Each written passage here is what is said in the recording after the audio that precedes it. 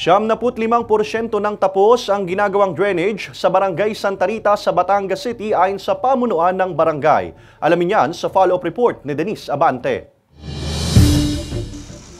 Puspusa na ang pagtatambak at pagsisemento ng mga panakip sa ginagawang kanal sa bahaging ito ng Barangay Santa Rita, Carasada, Batangas City. Ang nasa mahigit 2 taong pagawain, nasa 95% na raw natapos ayon sa DPWH Batangas 2nd District. Bagay na ikinatutuwa ng residenteng si Irma. Kung noong nakaraang mga buwan kasi, daing niya 10 ng kapwa niya residente sa lugar ang mabaho at nakatiwangwang na kanal. Mas maayos na raw ngayong nasisemento na ang panakip dito at hindi na rin sila nakararanas ng pagbaha sa lugar. Hindi naman na po masyadong binabaha siya, ma'am. Tapos pagka po umulan, mabilis po siyang umano ang tubig, yung mawala.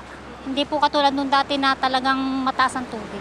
Sa mensaheng ipinadala ng DPWH Batangas 2nd District, posibleng sa katapusan ng taon matatapos ang pagawain. Patuloy pa rin daw kasi ang pakikipag-usap sa San Pascual LGU para sa outfall ng kanal. Nagpapasalamat din ang pamunuan ng barangay na kahit papaano'y nasusolusyonan na ang kanilang problema sa baha. Mukha namang effective kasi ngayon may hukay pa lang pero hindi masyadong umaapaw. Madali ring mawala yung tubig kapag may malakas na ulan.